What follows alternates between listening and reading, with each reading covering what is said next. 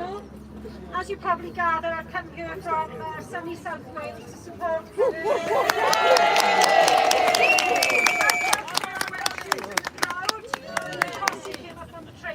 because it's so important from different parts of the country to support her here today. So well done everyone, it's bloody brilliant to see you. I know quite a few of you know me, and I find myself in an unusual position at these events, particularly the events that involve the arrest of a woman or a protest near a police station. Because as many of you will know, I am a police officer. And I was a police officer. I am not a disappointed, discredited officer. I served my full service 30 years. In fact, I served over that time, and I retired at a relatively senior level as well, and I loved being a police officer. Now, when cuts were made to the service several years ago, the police service was told, routinely across the board, you need to learn to do more with less. More with less did not mean doing more harassment of women. It did not mean arresting women for simply stating the truth, for standing up for women's rights, for girls' rights, for children's rights. It doesn't mean that. And a lot of what I'm going to say will land on the ears of the officers who are listening right now. Did you sign up for this when you joined, rogue officers aside, did you sign up for this when you were joined, the arrest of women for merely speaking the truth?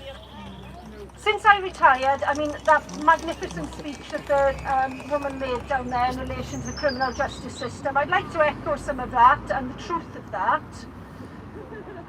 Some of you will know that I've been involved in a piece of work in relation to strip searching of women.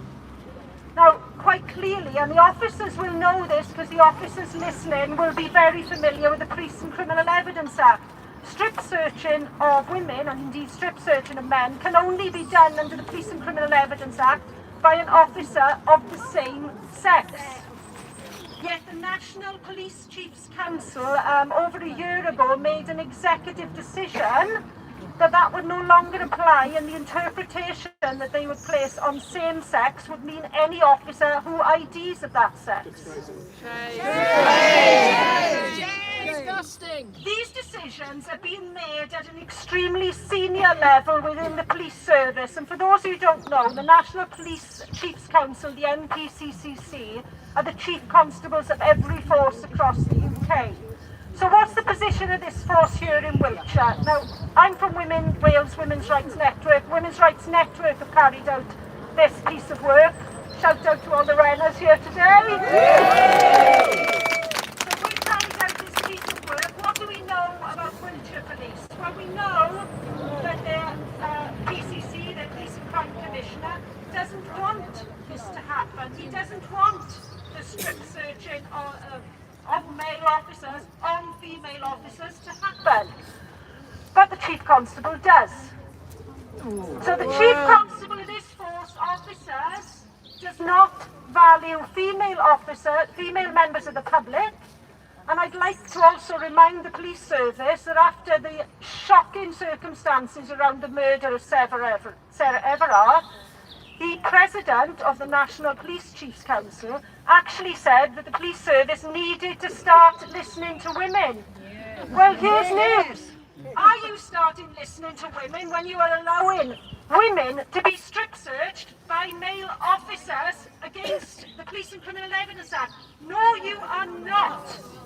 National Police Chiefs Council has also approved guidelines, just to let you know how much the police service cares about its female officers as well.